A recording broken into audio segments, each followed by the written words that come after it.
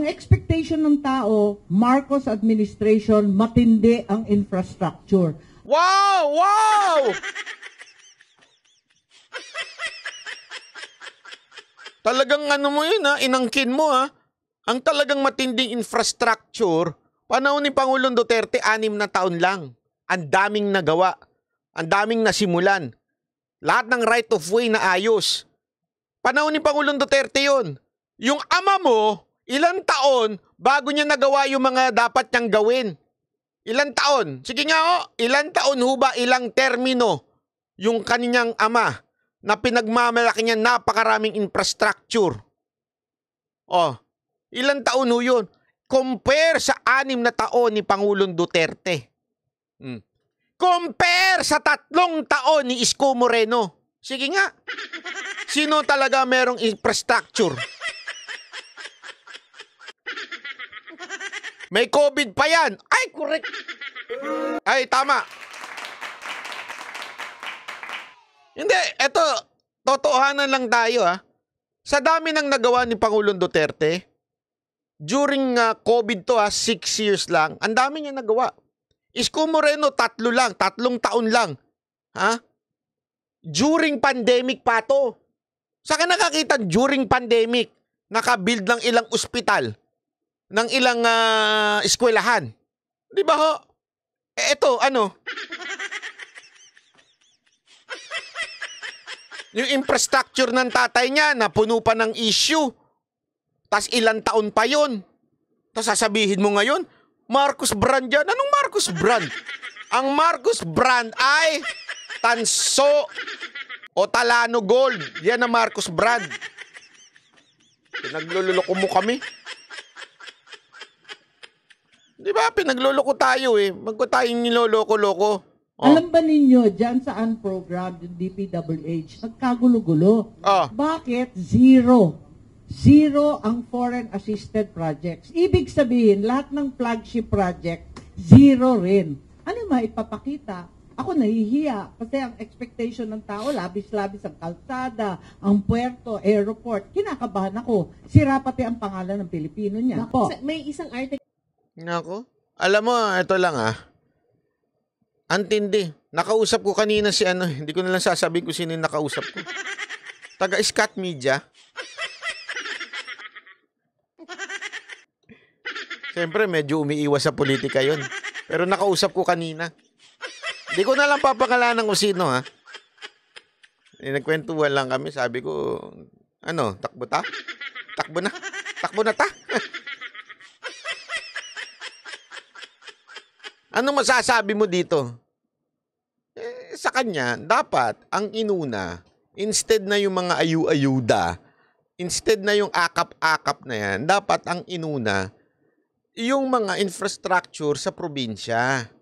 Kasi tama nga sabi niya nga dito nga sa Maynila hindi pa sira, sinisira na para magkapera. Sa totoo lang, sa probinsya, yung mga kababayan natin para makapag-aral, sumasabit pa para tumatawid ng lubid. May mga ganong probinsya Oo. Totoo naman, 'di ba? Sa probinsya, minsan yung mga estudyante kailangan tumawid ng ilog. Instead na yung lintik na akap, lintik na mga yung project na yan, yung pinakikinabangan ng mga congressman ginagamit na lang diyan. Di sana mas maganda pa, 'di ba? Oh, tapos ito tinanggalan pa. Daw sabi ni Senator Amy, baka kasinungalingan na naman to. Baka bukas sasabihin ng DPWH, hindi ka totoo, Senator Amy, sinungaling ka. Kasi that mentioned na sinabi niyo daw po congressman yung nag-text sa inyo or yung galing ko text blast siya, pero from a congressman?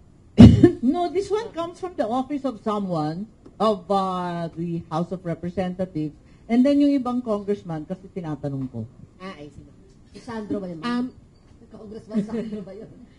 And then may earlier article that says, syempre yung pong... Hindi, todo, alam mo naman yun. Love mo yun Todo defend. Oo, pero love ka rin nun. yung... Sometimes. yung context po nung pamimigay ng bigas, under 4 Ps, Pero would you siguro No, suggest to there's your a, brother na... if you recall, there's a rice assistance program under the 4Ps. Meron talagang 600 pesos dyan dati. Matagal na namin sinasabi ni Senator Cynthia Villar na i-convert na yan sa mismong bigas para mabili yung bigas ng ating magsasaka, para mabuhay yung local. Hindi naman na isatupad. They actually have a rice assistance program. But if you recall, Sandra, hindi ba Mali na naman siya dito. Sorry to say pero napanood ko kasi sa news to sinasabi niya yung sinadjust daw niya at saka ni Cynthia Villar na yung 600 instead na ibigay pesos gawin sa bilang bigas. Alam niyo may balita ako kasi. Hindi na nga akong bibigyan ng ayuda, bigas na lang ibibigay. Kinonvert na ho. Alam mo, let's just be true kasi yung mga kasinungalingan na never kong dinefend itong administrasyon ni Marcos because I really think Marcos is not the right president. He is weak. Pero let's stick to the truth. Huwag tayo mag-imbento lang because it serves our self-interest. Di ba ho? Nag-iimbento na naman si Amy dito Sorry pero imbento ho ito itong 4Ps na ito, nagsimula to dahil naging fertilizer scam, naging bigas importation scam. Sangkatutak na yung scam natin. Kaya, naisip nga at sinabi ng mga consultant mula World Bank, ADB, sa iba't ibang lugar, na sa South America, Mexico, and these other places, cash na yung binibigay. Para wala ng middleman na kumikita sa bigas, sa fertilizer, sa gasolina, at sa kung ano-ano. So, I think that was the purpose. So, the question is policy now reversing itself? Babalik na naman tayo to give goods. And are we certain that we have enough controls and safeguards? So madaling salita, sinasabi niya dito, wala nang natira sa DPWH. We will know by tomorrow if this is true or not.